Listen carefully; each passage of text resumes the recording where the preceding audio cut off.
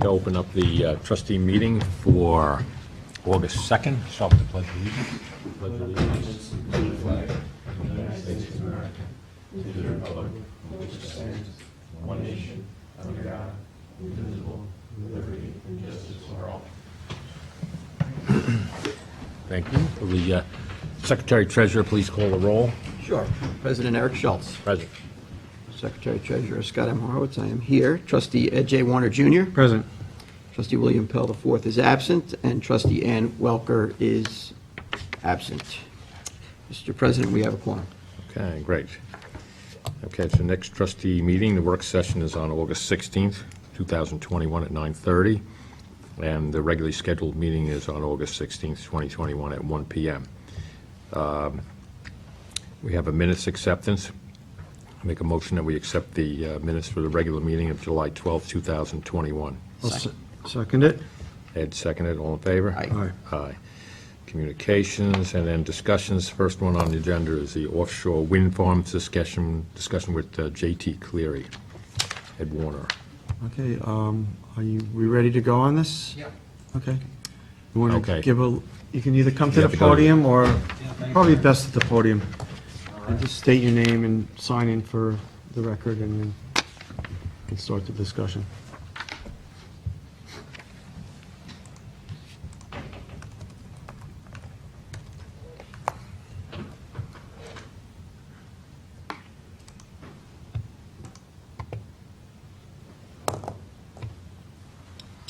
My glasses just broke. Doesn't matter. All right, well, thanks very much. My name is Jim Cleary. I'm with JT Cleary, Inc. I'm here to discuss the offshore wind project, specifically the cable landfall project that's coming in Waynescott, New York. And I contacted Ed Warner, and Ed was kind enough to meet me about approximately 2 weeks ago down at the inlet there, and I got Ed's number through the Marina Grapevine there, and we met and briefly discussed some concepts of this project. But before going into that detail, I think it'd be helpful to give you guys an overall view of the offshore wind projects that are coming out, unless you're already aware of it and you'd rather skip that part of it, but it gives you an idea of what's happening. JT Cleary finished a landfall project for Ørsted, which is the Danish company that took over from Deepwater Wind at Block Island. And we were responsible for bringing the cable under the beach. The cable had been previously buried very shallow, and a hurricane had exposed the cable. So we worked with our partners, Mears Horizontal Directional Drilling, to drill from the land side underneath the beach. The drill rig is set back about a quarter of a mile back, and it drills about 100 feet underneath the beach, and then it pops up about 3/4 of a mile offshore to what they call an exit pit.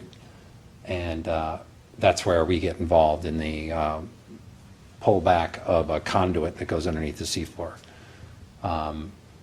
This is just, I can give you the exact location of the cable landfall if you want to, James, if you want to pan through down to where the map shows. This is just some background contractually on for us in this scale of the wind. But if you go to the, there's the chart. Oh, yeah, if you go there, see there's Waynescott. There's a little lake there. And Georgica. What's that? Georgica. Georgica Lake. So that's 13 miles due east of, 13 and a half miles due east of the inlet. So that's where the landfall, it's one single conduit that's coming through, and it's 28 inches outside diameter. It's about a 3-inch wall, and it's going to be 3,200 feet long.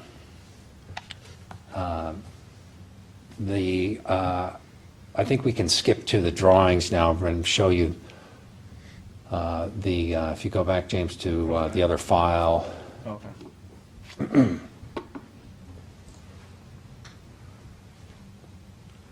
Sweet drawings. Yeah. That'd be helpful. It's a little hard to see on that screen, but, so if you pan down to the beach area there, that's the satellite view of the operation.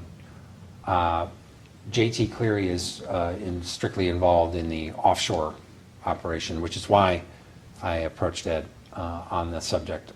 So if you pan down a few more sketches, you'll see the profile of the conduit that goes underneath the beach. It dives down underneath the beach about approximately 80 to 100 feet, and then pops back up on a 12-degree angle. And then if you go down another slide, one more slide, there is that sketch on the right there. It's hard to see with the black lines, but it shows an exit pit where we have to dredge out some sand per the permit. We have to do that mechanically, remove it, stabilize that whole exit pit with rock bags so that it doesn't cave in during the course of the project, store that sand, and then bring it back and put it back there at the end of the project after the conduit's been pulled through. So that requires the use of hopper barges to store sand temporarily over the course of the project, which would be from not this fall, but next fall, fall of 2022, from late October to the end of the year. Could go a little bit past the permit. The cable installer comes in mid-February and pulls the cable through. So that's our drop dead date for finishing the project. So this project also involves the installation of some offshore structures. And if you could go to one of the exhibits, James, I think it's Exhibit B. B? Supply boat? Go to, yeah, actually, I'm sorry, that's one of the things that didn't make it into this presentation. But there's basically, if you go to, yeah, go to the appendices all. The third one down, This one? yeah. You gotta stay. Oh, yeah, you have to stand by that. Yeah, sorry. Oh, I'm sorry. Okay. Oh, because we're recording? Yeah. Is that it? I see. That's one of the lift boats that's going to be involved in the project. That's a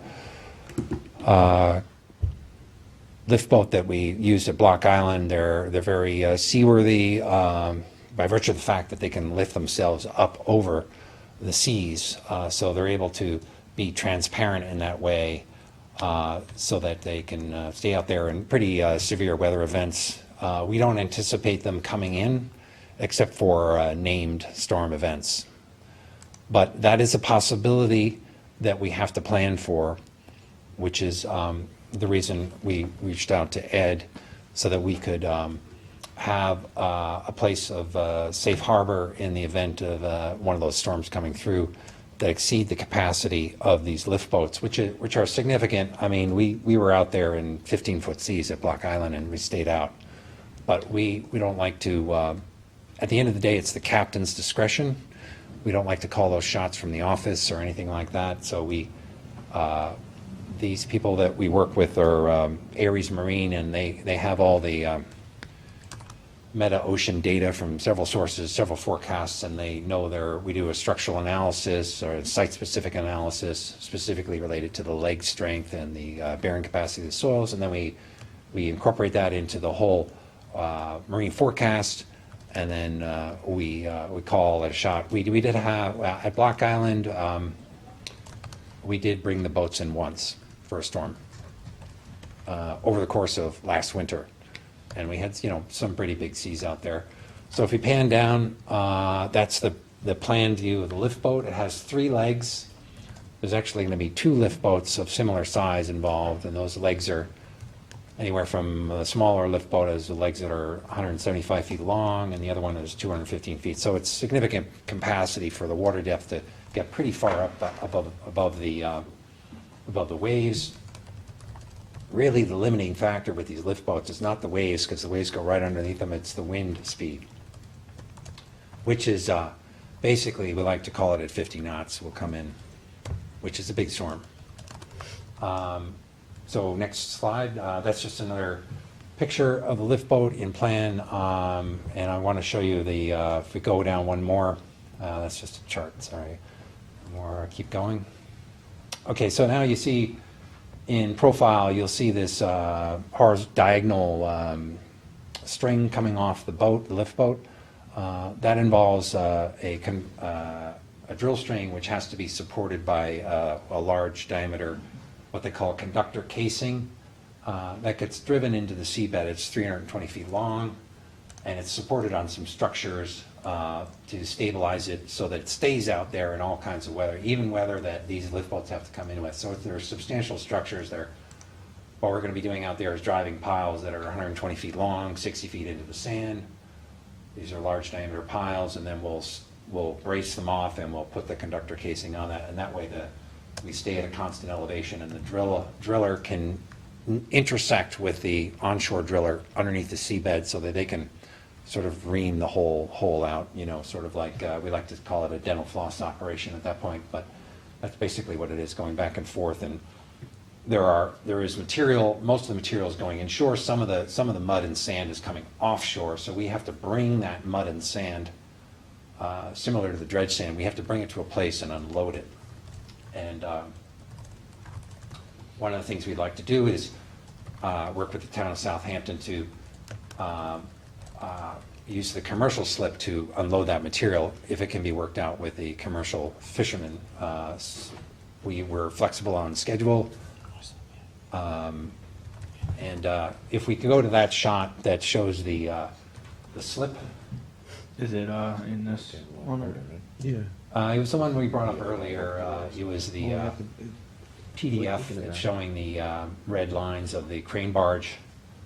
Jim, that was the Road H property that we were talking about, correct? Or is it? Correct. Yeah. Yeah, I think, if I understand correctly, yeah. This Is one? it just East Oakland? Yeah, that's. Yeah, that's it. That's our Road H basin. Yeah. Yep, okay.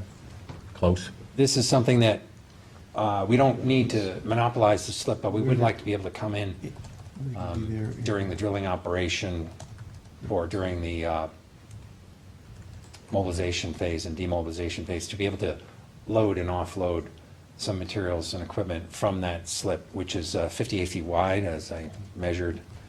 So we would bring in a barge that's no wider than 55 feet. How long is the barge?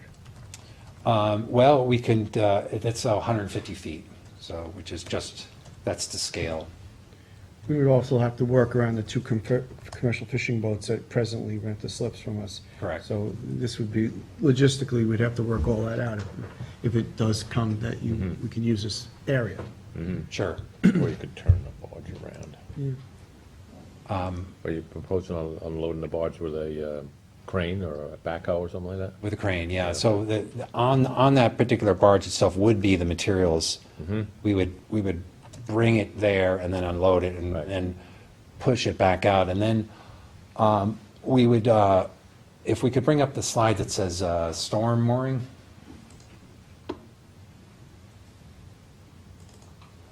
We're familiar with that. We do a lot of that around here. You do? Okay. Smaller creeks and everything. They bring in Okay. barges and load them and then unload them off our facilities. Okay. That's a scale drawing of the assets that we would have during worst-case scenario, sort of named storm event, where we would have these assets inside the inlet. I wrote yes. Okay. Yeah, Between the commercial dock and Warner's Island. correct.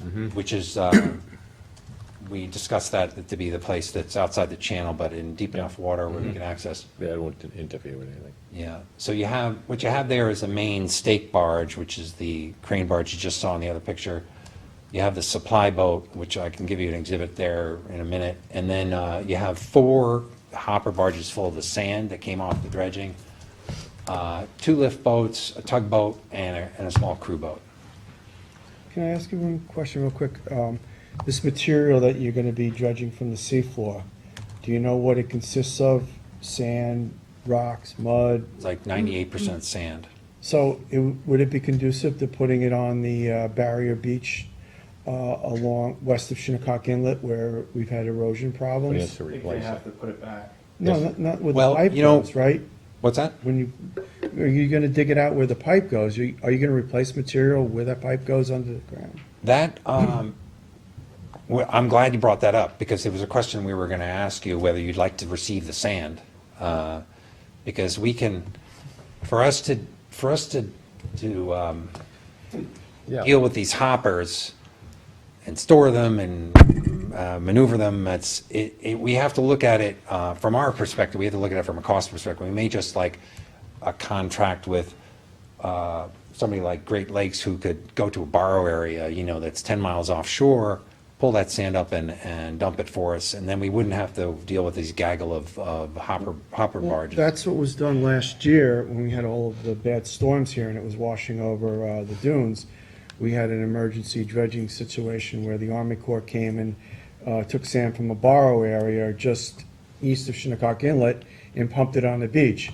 Because that whole stretch, almost a half a mile, it was just washed over, and it was literally, the road was not functionable, and, we had the county and state and local municipalities pushing literally the sand back on the dunes every other day over there. Yeah. So if we could get some more sand, I mean, it's outside of our purview, but I think this would be a wonderful operation. If you need, you're gonna get sand, you're gonna need someplace to get rid of it, and if it would be, acceptable in the dune Yeah, system with the over there. grain size, Yeah. things like that. Yeah, Yeah, How many I cubic yards you can, thinking about? DEC approval. there is they did do a lot of borings, and there is a sieve analysis Oh, on okay. the sand, Good.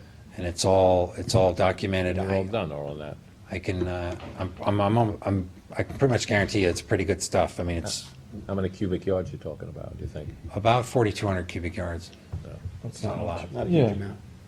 Could be up to 6,000, depending on other factors, if we have sloughing. For Sagapon. Yeah. All right, so you put it right in the system We there. used, You wanna give Mark Woolley a call and see, in Selden's office, and Yeah. could it be used to bolster up that bulkhead that's there? we just did that already. Is there enough material? I don't know. Let me have a It conversation. depends on whether, it depends on whether they're gonna barge it, or we're gonna go with that concept Yeah. about putting it on the beach. Yeah. I think either way, we would have a place to put the material. Yeah. Yeah. Well, I believe last time you had a pump-off operation, right? Great Right. Lakes pump. Hopper pump to the dri- beach, yeah. This would be mechanically unloading from that slip to Right. your, the difficulty with that is that you don't have enough room to put your hopper barge alongside you. So you'd be mechanically unloading from that barge that you would put in that slip, is what you're saying? Yeah, you'd have to put the crane on land so you could get the hopper barge Right. in there. Right. So it'd have to be switched around, but I think it's something worth exploring in this. Well, I mean, Road H goes all the way from the basin on the bay side all the way to the ocean. So if we could have some kind of system where you would offload it, put it in haul trucks and bring it on the beach, and just dump it right on the beach in front of Road H and just push it down with bulldozers. Oh, I thought you were talking about putting it right in front of Sagaponic. No, I Put it think, into the No, system but if we could, there. I'd rather have it in our beach. yeah, if we could Oh, use it, wow, plus yeah. if we could use it where that bulkhead is that we just tried to shore up, because we were losing material there. Yeah, I think 'Cause it's Ron- not a huge amount. He did put some there. Yeah, I'm gonna ask Ron how much material he took out of Road H, and then I could quantify that material versus what he's Right, gonna. take a look at it, because you Yeah. may be able to use some there. I to think help. if, Road H, the slip, is that? what you Yes. mean? Yes. Yeah. Yeah. when you were down here the other day and we walked it, there was all remnants of a dredging project. It was all sandy. There was on the east side of that slip was the dredge material that we took out of that slip and placed there. It does need a little bit more material. Right there. I want to see how much material was taken out, and then if you're going to say 4,200, talk to the contractor and have him give me a guesstimation on how much it would fill in that washed out Because we area. keep getting beat up over there. Yep. It's a dynamic Yeah, area. Yeah. so it might work out real well for everybody. Okay, well, we'll explore that from our end and then see. Yeah, we'll talk about it too. Yeah. The one thing we did mention was the possibility of fusing the pipeline in the inlet. Currently, we're actually moving away from that because there is an option to fuse it in Quonset Point and pull it across the sound and come through. But we'd like to know if it's a possibility or not. It gives us options. to fuse, if you plot it out, it fits between the rock jetty and the little island that you pointed out. Yeah, they're looking to bring a 3,200-foot-long pipe. See that red line that's Yeah. on the bottom of the screen? Yeah. That's the pipe fused together. So it'll be all one continuous pipe. So they're looking to store it from Oh, the okay. eastern end of the jetty, that would be the commercial dock, outside of where the boats turn around, so it wouldn't interfere with the navigation of the commercial trawlers, all the way over to Warner's Island. Like they were doing with the dredging pipes. Yeah, They're storing They it. staged the Put it- dredging pipes there, similar. Fill it up with air and let it. How long are we talking about this equipment being there to do that fusing? And what time of year? It would be from, we can't start anything until November 1. We can set up offshore, we could probably come in, I don't know, it depends on, I know you have a lot of boaters that are still very active up until, Columbus Day, right, pretty much? Or a little bit beyond? I mean, it does wane at Columbus Yeah. Day, but you still have some more. But how long are we talking about activity? It would take, to fuse it and store it, it'd be there about a month, to 6 weeks, depending upon the So you're schedule. talking from after November 1st into mid-December somewhere? Correct. Winter months when there's the least amount of boat Yeah, traffic. there won't be a lot of boat traffic there. It would require a series of temporary piles to hold it in position so it doesn't drift off, or anchors. We have to work out some agreements and contracts and hold harmlesses and liability issues, and we would have to, get our counsel on that and figure out Right. how that, it's not insurmountable, but it's gonna require some work. Okay, well, Paperwork, that's all. yeah, well, thanks for the consideration. We think that at this point, it's probably going to come across from Quonset Point, because they have allowed us to fuse it up on land there. It's a little logistically difficult to fuse it in the water, because you have to push it out and take care of it, and then at the end, you have to open it up and pressure test it and run a mandrel through it and, do all kinds of testing. So it's easier when it's on land. So, thank you for the consideration. If we start moving in that direction, we'll circle back on it. But mainly, thanks for bringing me here. My purpose today was to see if it was all right if there's possibly, what really helps us is the use of the slip here, and of course, safe harbor. The only other option we have is going around the Montauk Point or going further west. And the way we think of this project is that it's 13 miles offshore.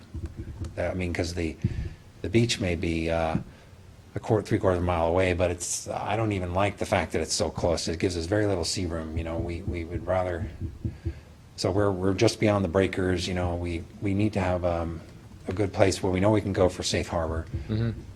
But All right. as I say, it's Good. unlikely with the lift boats, but the crew boat, Work something out. the crews are going to live on the lift boats, by the way, so it's not going to be a daily thing with people, but there is going to be a support team in the inlet with the crane barge that's transferring materials back and forth, ideally from the slip. Yeah, well, it's routine. I mean, the dredging companies have parked their dredges out Yeah, in the interior there, same place, basically. Okay. So, no problem. I don't have a problem with it. We'll work it out with Sean, right? yeah. We'll have a Yeah, conversation. work out the details. I mean, Conceptually, there yeah. are two trustees that are on the board that aren't presently here, but I don't want to speak for them, but I don't think that it's going to be an issue, so I think we can move this forward. Yeah, I don't think so either. I mean, it's nothing new. I mean, we do it for other projects. Right, Okay. let's work it out. I have a question. How many? You have to speak You from have to, the mic. Speak from the you podium. have to go up to the podium and identify yourself and all that. Mark Haves, You- Mark Haves, Shinnecock Hills. I'm just curious, how many windmills will you have out there? This is, All right, so, okay, so You have to switch I have to positions. switch positions so they can have it on the record. This is our record of the meeting. thanks for the question. This is for the landfall cable they're going to splice in, and this turbine, I'm not exactly sure where it's going, but it's going to be at least about 60 miles offshore, something like that, so, Way out. way out. So 60 miles, but we'll get, are they 13 of them, 10 of them? And how much is it gonna generate of power? Between Montauk and Cape May, there's about 128 wind turbines coming out in the next couple of years. There's multiple landfalls that are happening all the way from, the next one is coming, is going to be right at Hither Hills. And then there's a lot of them on the New Jersey coast. And, you know, when you do that, is it like $3 cents a kilowatt that you're able to generate? I think we're getting a little bit technical about this now. Yeah, I mean, we're I'm just not a basically power talking about, engineer, I'm I don't just, think he's authorized to guy. talk about all that. We're talking about the landfall and logistics, how it applies to the Safe trustees. harbor, both Okay. sides. Yeah. But thank you for your time. Okay. And are there any more questions, or do you want to see the crew boat or anything like that? Or- Sure. Yeah, give me, Show us the crew boat. See what we're talking about here. Yeah, it's a nice one. Well, the lift barges were up and down the coast here the last year or so, as I was. Yeah, we've seen them. I've seen it, my son said a commercial trawler, and I've been out there, and we were wondering what this very large, three-legged thing was that was, you know, in the horizon. We kind of figured it out after a while. Oh, the one on Block Island last No, the one? one was off Yeah. of Shinnecock here. Oh. It was going from Georgica to Shinnecock, back and forth. I don't know if it was doing sediment samples or, Yeah, that was probably for the soil borings for this project, okay. yeah. But most of these windmills are going to be out near East Hampton, right? That's right, yeah. Off of East Hampton. You probably, they'd be over the horizon, most of them, you Right. won't even see them, Right. 60 miles you're not going to see. yeah.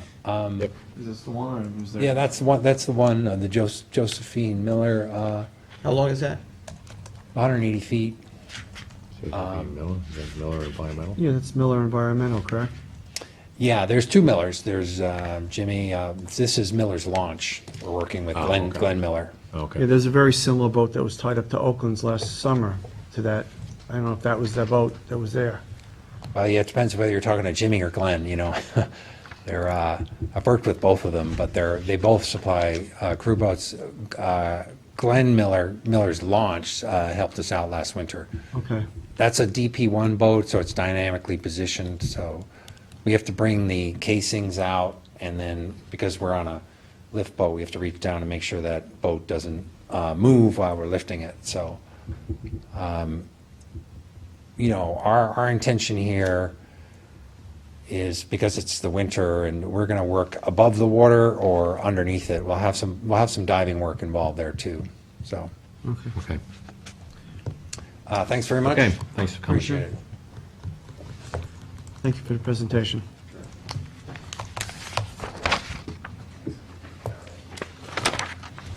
Okay, we'll switch into public hearings. First public hearing is a public hearing for 65 Cliff Drive LLC, and they've requested an adjournment since their surveyor has not given them the plans to be submitted to the DEC and us, so I make a motion that we adjourn this to the, next meeting, Second. okay? Which would be on 16th? August 16th at Okay. 1 PM. Make it a motion. Second. Scott seconded, all in favor? Aye. Aye. Okay. Next one is public hearing on amendment Blue Book Article 7, Section 53, pier line and designated areas of Sag Harbor Cove. This one was adjourned also. And I believe that we have enough information now from the consultant, right? I believe that Ann was handling most of this, and I believe the consultant had done a considerable amount of field work. Yeah, I think he did send He sent in the soundings. the soundings, I Right. believe. Right. Is there anybody here to talk about that, the pier line? No one else has appeared beforehand. I think we should close this, don't you? Yeah, I mean, it think- doesn't- We don't have yeah. to make a decision on it, but then we should close it for public comment. So I make a motion that we close this public hearing. I'll second it. And seconded, all in favor? Aye. Aye. Third one is the public hearing on the appeal of Christopher Ott, waterfowl hunting location number 24. Is Mr. Ott here? No. Okay, so what do we, where were I'll we give you a on little this? overview. Okay, Well, he did send in a picture of himself hunting on the day that, you know, he was supposed to be out there, so he did actively hunt the spot, so That is correct. as per our regulations and rules, he would qualify to get his spot back if we so desire to give it to him. Yes, we revoked it on April 5th.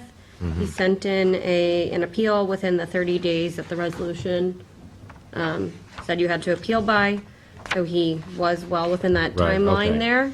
And he sent in proof that he had hunted it during this past waterfowl season. And he sent in like this photo. Yep.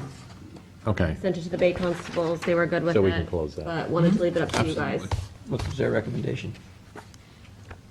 Well- They said that they thought it was, if the board is satisfied with the photo and the reason for not scheduling a visual inspection, then we're good with it. The trustees make the final decision. And he understands, is anything in the correspondence say that he understands for the future that he needs to have this Contact the Bay Constable and make sure that Physical there's a inspection? visual I think it inspection. was, when I spoke with him, it sounded like a misunderstanding. Like, he said that he had left a message. I told him to just send an email going forward, so Okay. there was like proof Okay. that he Okay, had so this is requested just a visual public hearing inspection. to close the public hearing Yeah. on it. That Correct. you can have a decision at the next meeting. On this meeting, there's two resolutions there's a prepared. resolution There's for one him. to revoke, one to restore, Oh, okay. and vote whichever you choose Okay, through very and withdraw the other. So we Okay. can close it now and then We'll look at close it in the future. So we're going to close this public hearing and make a motion to close it. Second? Ed seconded, all in favor? Aye. Aye. Public portion.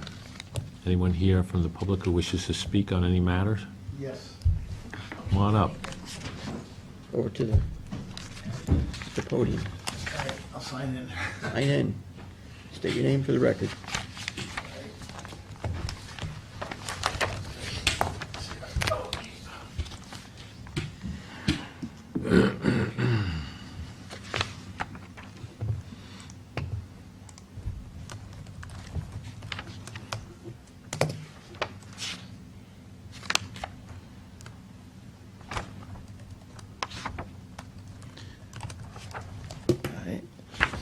My name's David Levine. I live at 455 Little Noack Path.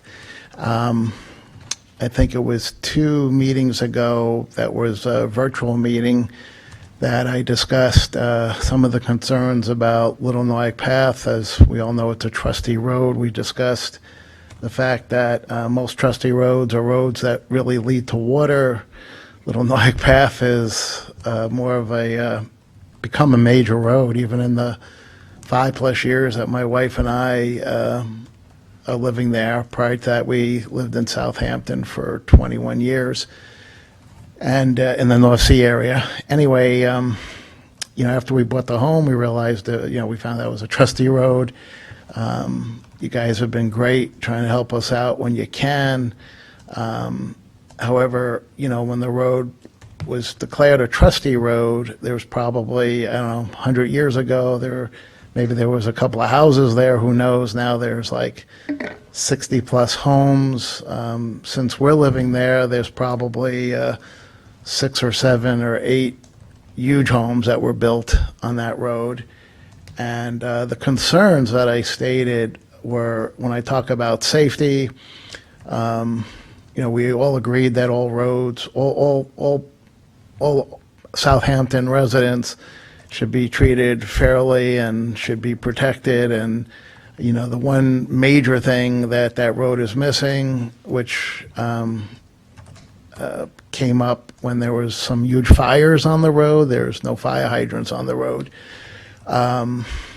There's other things too, but since I brought that up first, I was in touch with Bill. Unfortunately, I didn't know he wasn't going to be here today, but Bill and I had a couple of text exchanges, and he was trying to help me, and he basically referred me over to the Bridgehampton Fire District, gave me the number, gave me the contact person as a Pam Balceris, who's the secretary. I told him, "Hi, Bill," spoke with Pam, and I forwarded the information on to Ann Welker. They cannot help us. Best, David. Bill replied, "Don't give up. Keep on pushing them because they can do it if they want to. Sorry, they referred us to the Suffolk County Water Department. Pam is there now, if you can call her, please."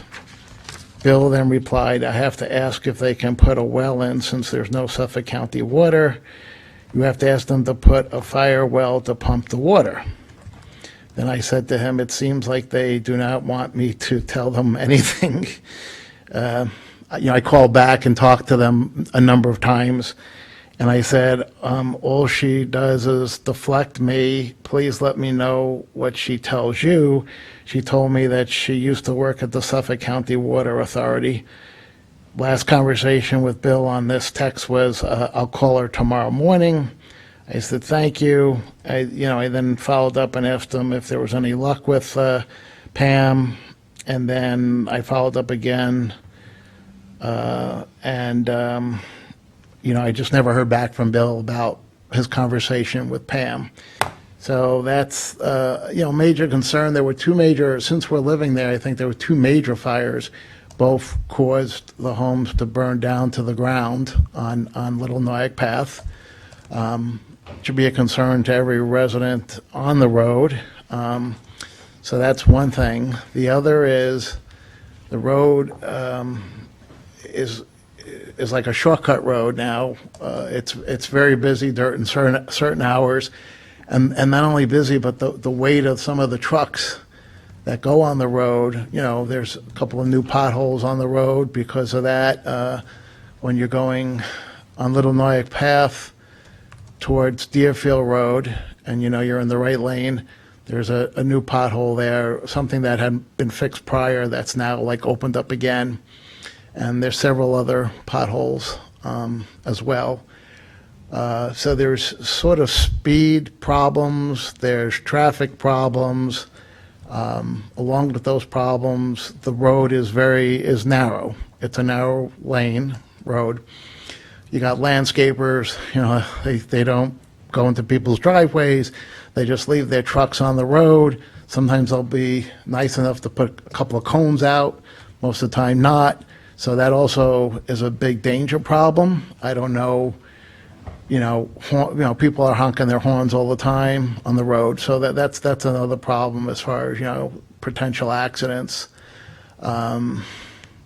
There's also a problem where I asked in the last virtual meeting, 2 meetings ago, does the trustees or the town or whatever, like how many feet off of the actual pavement is owned by still the trustees, how much is owned by the homeowners? And the reason I asked is, there's some trees that are like really leaning over that the next big storm, when they fall, they're going to fall on the power lines. So the big question is, I sent pictures and I said, who's responsible for cutting down those trees? And from the virtual meeting we had, nobody was quite clear or sure how many feet off the road the property owner is responsible, how many feet the town or, trustees is responsible for.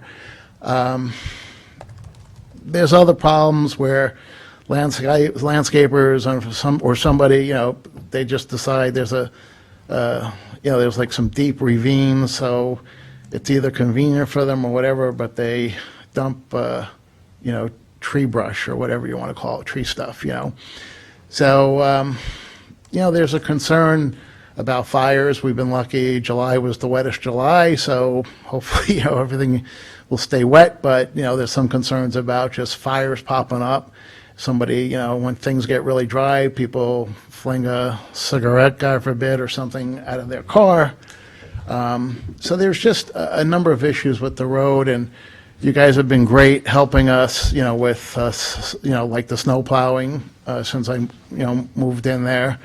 I know you went for the effort, and you guys bought a plow, and,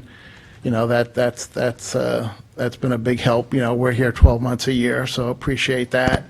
So really just looking, it seems like kind of like when I go to different avenues, I hit walls about certain things, and I'm just looking for some guidance, some help, and like I said, it's unfortunate Bill's not here today. Maybe he could have discussed, any further follow-up he had with the Bridgehampton Fire Department about, what we do there.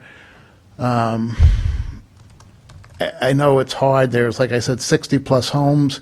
Because of the pandemic, I think a lot of people are home now, but I don't know, like anything else, how people are very private. There's a huge house that went in closer to Noack Path.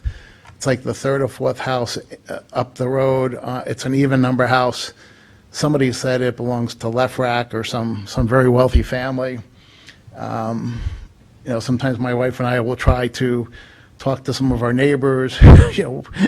We knocked on her door and she like threw us off her said, get out of here, what are you doing on my property, So it's not always easy to get people to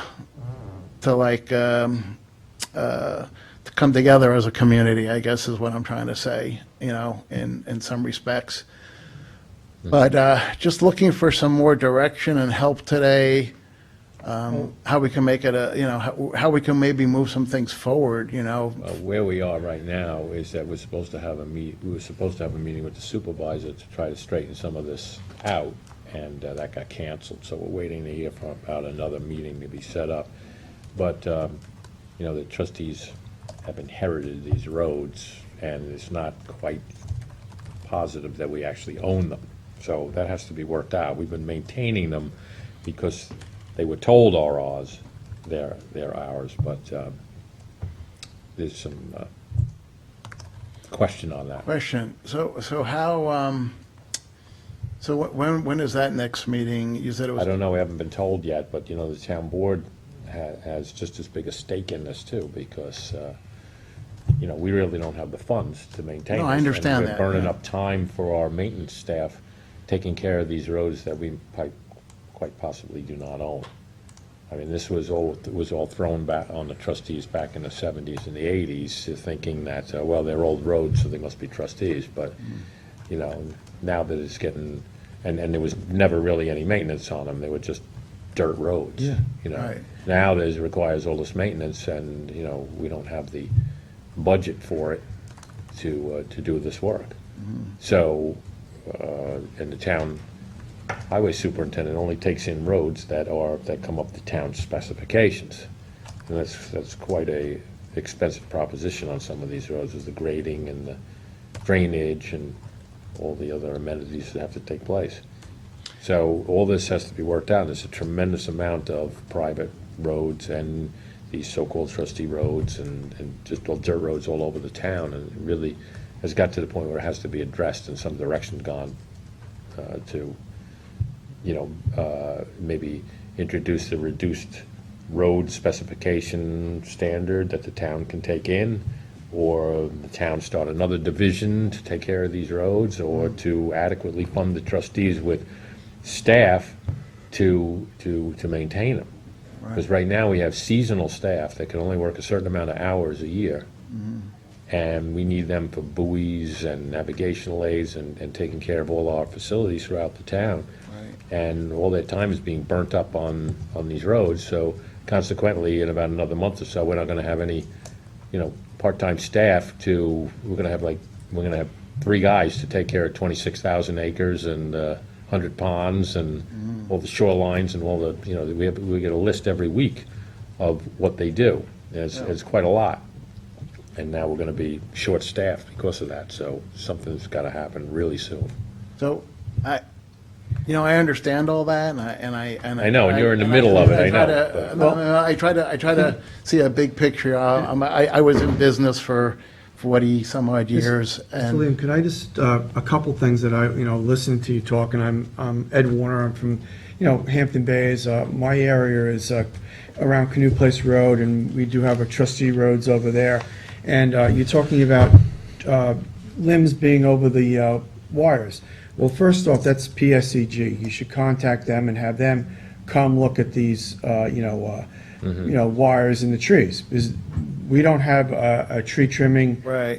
Crew. I don't think the town would ever handle anything over these, electrical wires. So first thing I would do would make a call to PSEG or the person that has the property that fronts where the wires are, in danger of getting the trees to fall on them. Second, you're talking about fire hydrants. I know in Hampton Bays, the Hampton Bays Fire Department in Red Creek put a bunch of cisterns in there in Red Creek because there is no water up there. And that's how they get their water when they have these fires. They hook up to the cisterns and they pump it out. You know, I guess there's a pump on them, and it assists in getting the water out of the ground, which is. draft out of Yeah, it. they draft out of it. So you might want to, when you contact the Bridgehampton Fire Department, you might want to mention what they did in Hampton Bays and in the Red Creek area. I'm surprised that your insurance hasn't contacted you, because you need to have some kind of water or fire hydrant, certain amount of 1,000 feet. feet. Yeah, no, what happened is, you pay a premium on your insurance, so we Yes. pay a premium for that, which I actually discussed that with a few of the neighbors. Again, I grew up, I'm just throwing this out there, I was like a poor kid from the Bronx who did well. A lot of the people I talk to are people that, I don't know if they ever worked a hard day in their life, but they don't seem to care. I did contact PSA&G, and I even went as far as taking a can of orange paint, and I put X's on the tree, and I told them to come and look at it. Nothing ever happened. I- You know, the X eventually, the thing I used eventually washed off, but I did contact PSC&G. I'm familiar with, Roses Grove Road, which is Yeah. also in Deerfield. I know that the town put a pumping station up there when they put fire hydrants on Deerfield Road and down Roses Grove Road. There's some kind of a town, something, water structure, brick building with whatever. So Probably Suffolk County Water. maybe, I don't know. When the subdivision approvals came in, they were required to either have a deep well submersible pump that with the generator, or that the fire truck could hook up to pump, or a cistern back up in those hills there. But you're not part of a subdivision. No, but the subdivision that I'm thinking, the only subdivision that was really major is there's one off between Roses Grove Road and Deerfield Road, Middle Line Highway, I forget what it's called, Southampton Court or something, that's a subdivision there. But all the other homes in the whole area of Deerfield and Roses Grove Road are individual, homes on property, okay? But it just seems like, wherever I go, it seems like I kind of hit a brick wall. But I understand where you guys are coming from, ladies, that you only have. Have you so talked to the much- town board?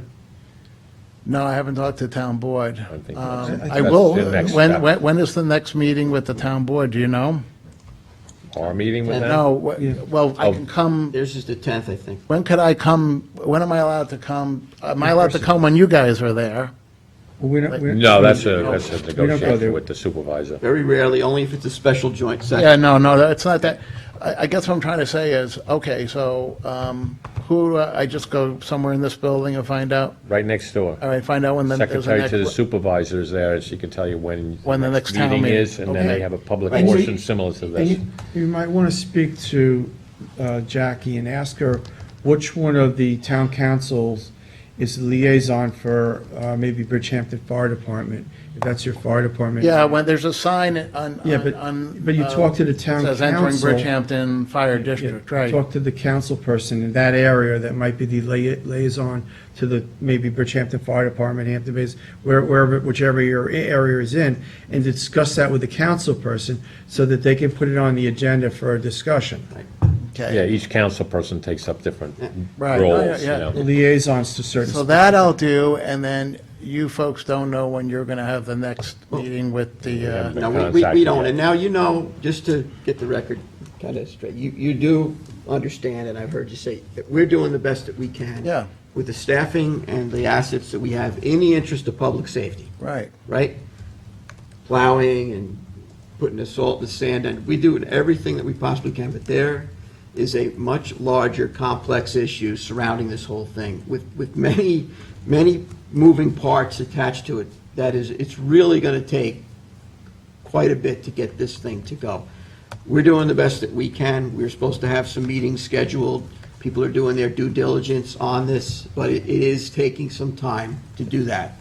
But by all means, let those folks know you're paying a substantial tax bill to the town of Southampton. we're going to continue working on trying to find a more longer-term solution, Right. because our situation right now is not, is not sustainable where we're at right now. But as you know, in the interest of public safety, we're doing the best we can, okay? So we'll keep our conversations going. You should keep, what you're doing going, your issues out in the forefront with everybody. So it's an excellent solution to talk to all of these people. And then from time to time, stop by or make a phone call and check in, and we'll compare notes where we are. But this is important to us as well as it is to you, because number one, we care about public safety. That's always paramount with the Board of Trustees, okay? And number two, we can't allow this situation with the trustee roads that are encumbering us so badly to hurt our ability to do all the work that we really need to do on defensive public access and on environmental issues. That's really what the board's purview is. These roads are a liability to the board. They don't lead to water, as we all know. They're heavily used as shortcuts. There's no secret paths that nobody knows about, and they're getting beat up, and you're paying a lot of money for your taxes. So we're going to continue working on it at our end. You can continue working on your end. We'll all be mindful of public safety in the interim, and we'll do the best that we possibly can. I appreciate it. When should I check back in with you folks on it? I will go, as soon as I leave here, I'm going next door. Realistically, from my perspective, we were supposed to have a formal discussion that got delayed. Right. For whatever reason, that's not even rescheduled yet. You have my phone number as well. Right, You could yeah. call at any time. If I could shed any light and save you the trouble of a trip down here, I'd be more than happy to, tell you. But we got to get this meeting rescheduled. We got to get our conversation going. There's a bit of steps that have to realistically occur before we get anything solution-wise that's going to be of a sustainable nature, in my view.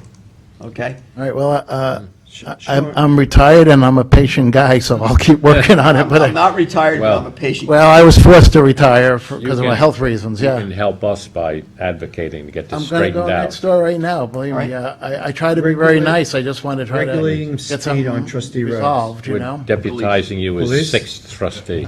Thank you. So, I'll work for free. I just, And wait, also. speed, that would be the police department as far as the speed limit goes on You your know, road. it's interesting, because I talked to Ann, and she said that they were gonna hang out there one day, like a Thursday. Well, that's different like from 4 to like putting up a 6. sign. Yeah, to see what's Well, going is there on. signage up and down the whole road, 30 miles an hour, 40 miles an hour? There's a few signs that say 25 miles an hour, but I'd say 35, 40 miles is like the average car, and truck is like at least. So you need definitely, that would be a police department. enforcement. That would be Enforcement. Talk to the town board again on that. Yeah. Yeah, that's, I They're the know ones they can make a lot of They're the money on ones, tickets. they're the ones that set the budget for the police. Let me ask you this question though on the road, and I know our neighbors will probably hate it, but what's the situation with speed bumps, Can't put speed bumps on a town road, but it's a, on a public highway it is a public highway at this a point. public It's road not- now. Well, it's not private. right. It's problematic, and for our plows as well, it's yeah, just that's- problematic. I mean, Time, let's do this. I mean, I'm gonna go next door right now. but he already has potholes, so that's good speed Yeah, bumps. that's, That's right. I tried filling in potholes on Canoe Place Road, and people didn't want them filled in because people could go too fast. Right. fast, yeah. So when I started maintaining that road and getting it in a good condition, all of a sudden they realized that the trade they're mad parade at was you. going to be No, I hear going what through you're this, saying. so. I mean, but the road does bring in over $1 million in tax revenue to Southampton. I know not, you guys don't get it, but. And that's a discussion that you need to have. Yes, they're the guys. All right, And well, thank you. women. I'll Folks that are check back generating- in with, I know Ann and Bill. If you could maybe make a note to please ask Bill where. Talk to them every day, we'll talk to them. Ask him where he got with Pam, Okay. whatever, you know her name. Yeah, thank you. Stay well. Okay, No, thanks, guys, I appreciate it. Stay well. okay. Have a good summer. You too. Anyone else for public portion?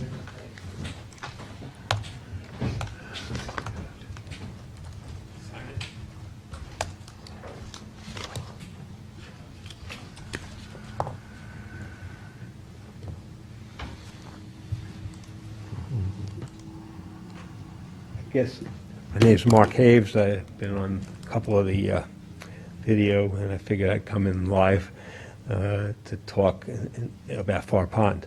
I was curious as to where you guys are as far as the dredging that might occur in the fall? The last conversation I had with Suffolk County DPW, which was 2 weeks ago, I'm still waiting for a call back. So I really can't give you an update, but it is on our priority dredge list, like I stated at this morning's meeting, that and Far Pond and Middle Pond both. I did have a conversation with the county about amending their permit as far as using an excavator and dredging it with that mechanical device and coming in from the west side. But like I say, I haven't had a conversation with the person in charge in 2 weeks, so And who was the person? I'd rather not, Mr. Scott Hillary, we deal with him very closely. Okay. He's basically, been wonderful to us, their department has been wonderful to us, getting a lot of dredging done. But unfortunately, we had 2 very large dredging projects last fall that basically took up almost all of our dredging season in the town. But when it came to the springtime, they didn't have their quarterly meeting to get their, together with the Army Corps and the DEC and everybody together to pick spring dredging windows and stuff. So, and also he had issues with COVID himself personally and some of his dredge crews. So it really got put off. But it is priority on our dredge list. I have called, and I believe some of the other members have called the county and discussed it with them several times. Looking, hopefully, September 1st, that's when we started dredging last year in Fresh Pond down in North Sea. Actually, we had complaints from people that we were dredging during Labor Day weekend, and they didn't want us to be down there, but that didn't stop the dredge crew from working. So if we can get a permit and get that priority 1 and number 1 on the dredge list for us this fall, I will definitely follow through with that, and hopefully we can get it done in September. And I guess there's the buoy out that you guys put out. Yeah, it's an obstruction buoy, yes. To be cautious. Yes. And there were 2, I don't know what you call them. Whips. Markers, yes. Markers, and one of them's gone. I don't know if, I know because I go out there. Yes. And the other one's still up. So is it your responsibility to manage that, or? Well, at the advice of council, we did not mark the channel for navigation this year. We put a buoy advising people that there's shoaling and an obstruction in the channel. But that and, Middle Pond both have those buoys, and they were not remarked this year, because of, issues with shoaling and possible liability. So, erring on the side of caution, we were advising everybody to, take the, caution when they come and go out of these ponds. Okay. Well, it just, it's a Frustrating treasure. situation, I know. It's a treasure, and I just want to make sure that people, it's not the navigation. I think, to me, it's more important the flushing. Well, if you watch our work session this morning, I believe we discussed it for almost 45 minutes. That whole Was entire, that on it's on- yes, it's televised this morning. Okay. We had a whole conversation, and we, had a bunch of, Bill was here, so we had 4 trustees, and, it's an ongoing issue, so that we're trying to get it resolved. flushing? I mean, you could. Is there anything you can do besides dredging to keep the flushing going? I mean, That's it. I mean, without Okay, I'm not- I'm more not a- water coming in and out of the pond, and you can see the water quality is slowly degrading, because last year it was open for shellfishing. This year, you're not allowed to shellfish in Far Pond or within, I believe, 500. There's a 500-foot radius around the mouth of it in Shinnecock Bay, so that's close to shellfishing during the summer months. So, it shows you directly that, without a good flow of water and a good flushing, that the water quality definitely gets degraded in a hurry. Okay, well, thank you. I just appreciate it, and I want to keep Far Pond safe. We're working on it. We're ready to go if all we need is a permit. Thank you for coming down. Okay, Appreciate thanks it. a lot. Anyone else?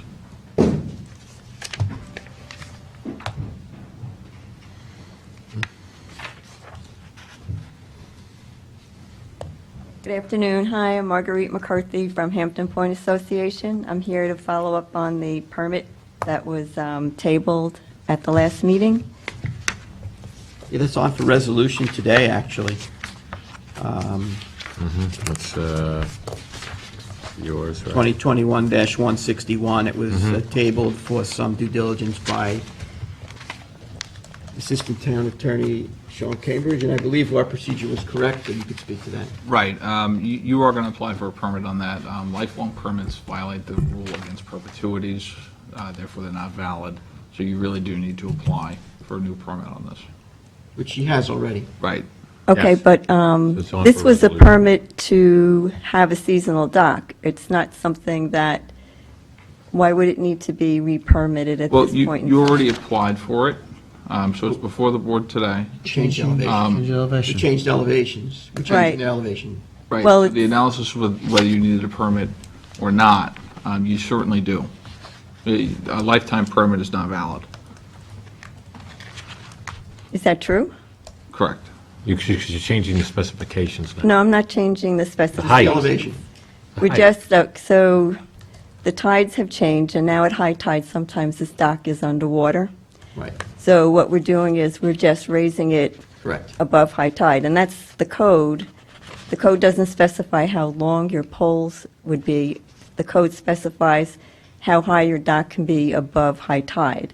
So we're not trying to take it out of code, we're just trying to keep it above water but stay within code. But you're asking for a permit to do work on the structure to change it, and that's what you're doing. Am I correct? Well, the docks come out every season, so it's not that extra work would be done, we're replacing parts. Right, permit's still required. At a different height, though, above water. So you have a set of drawings that are on file that specify the length of the poles and the height above water, and if you're changing that grade and the dock, and that's a new permit.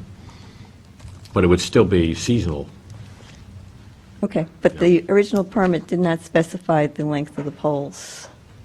Is that something that's required now, that the length of the poles be Well, specified? elevation of the fixed catwalk or dock specifically is a consideration that the board looks at on all applications now. So if that's going to be different than prior, that's always something that they look at, is elevation, as do the other regulatory authorities.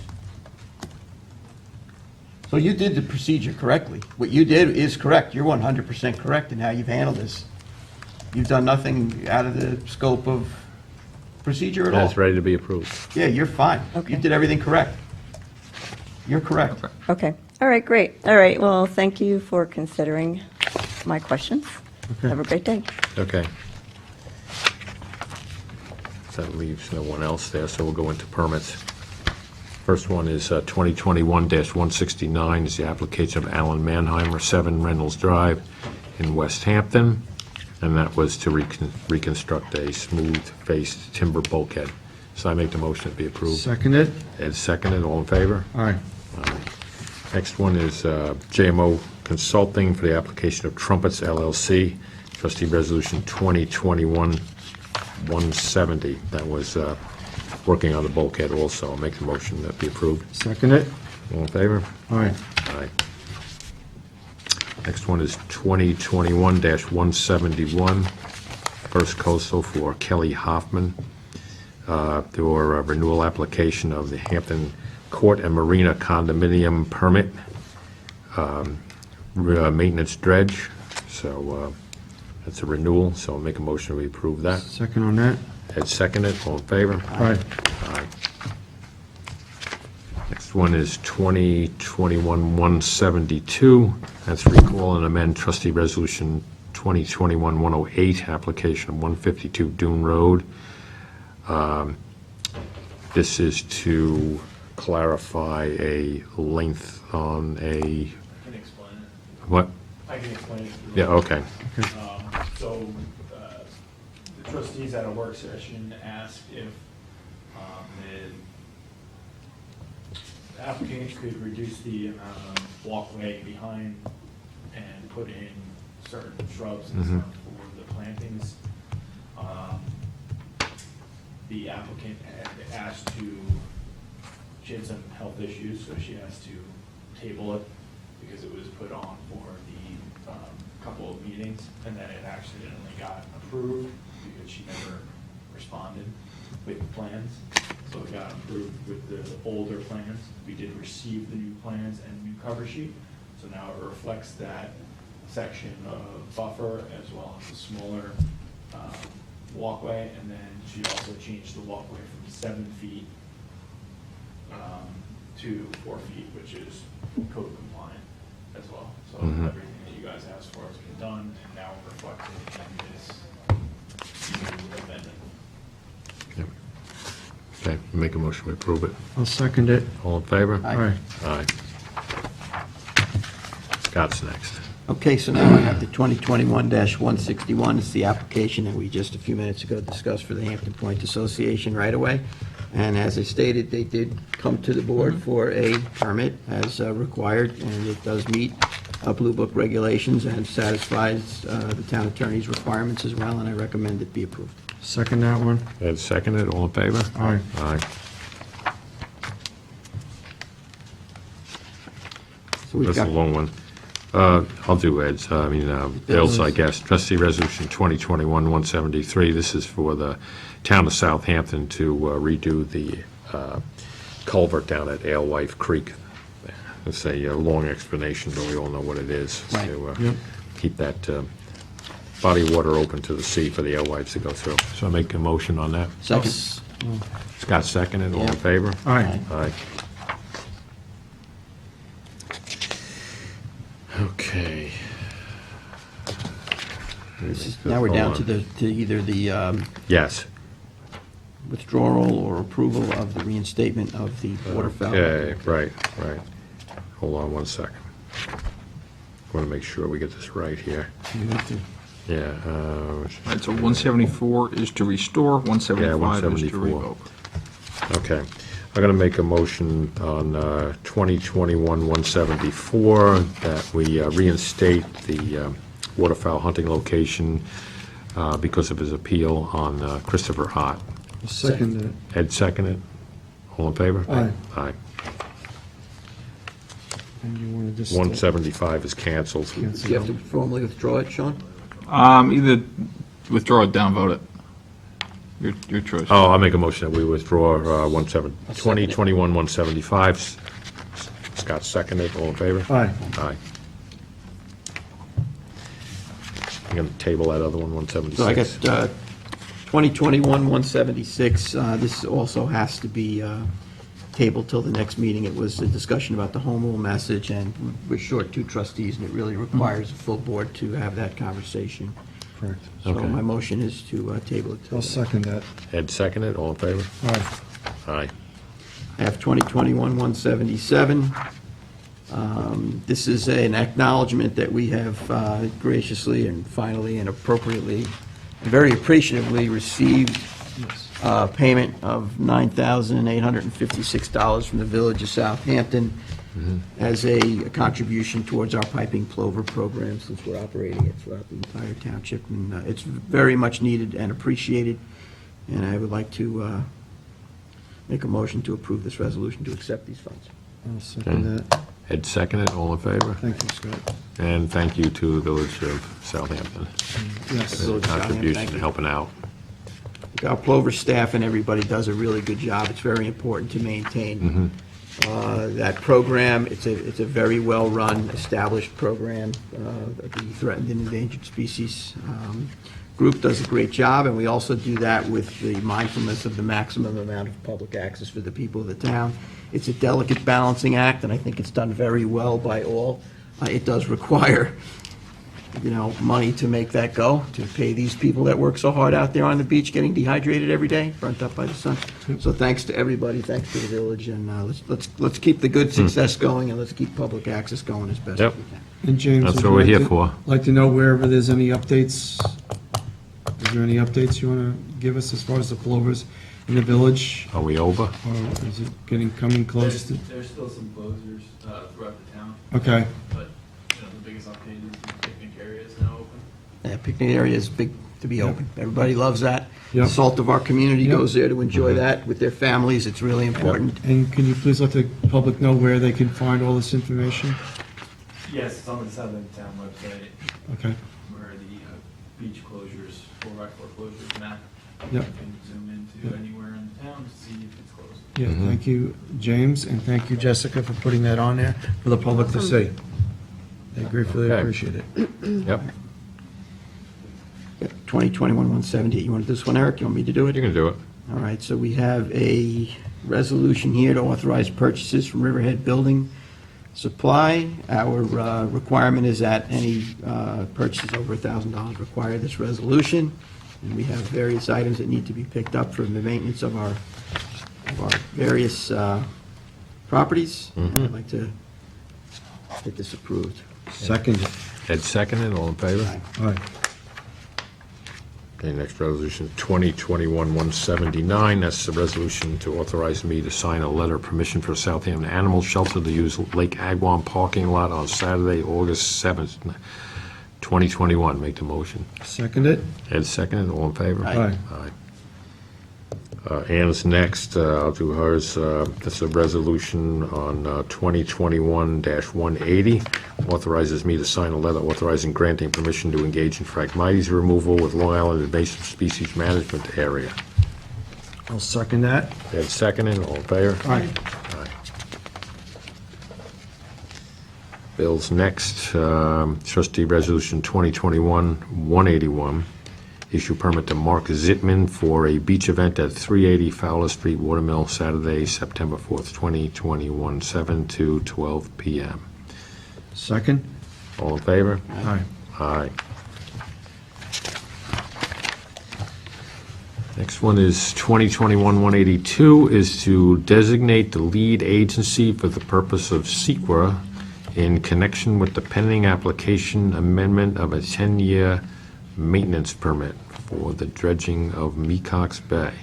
It's a lengthy resolution, but it's necessary to continue the quest for getting a permit to maintain the inlet that continue maintaining the inlet that we've maintained for 374 years. And it does give a good history and a good education, the whereases, so Right, I think it's important. so I'll make the motion on that. I will definitely second it. Thank you.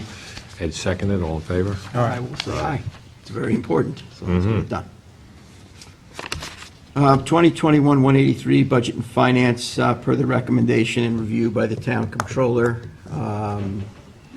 I recommend that we pass the warrant for $28,553.51. I'll give you some breakdown information. Okay, We have P-card charges for various purchases for $27.95.12. We have call ahead for $50. We have Chesterfield Associates for $11,375.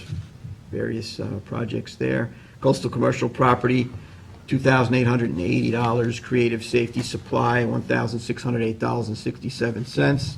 East Islip Lumber, $306. Fisher Signs for $180. InterScience, $4,056.75.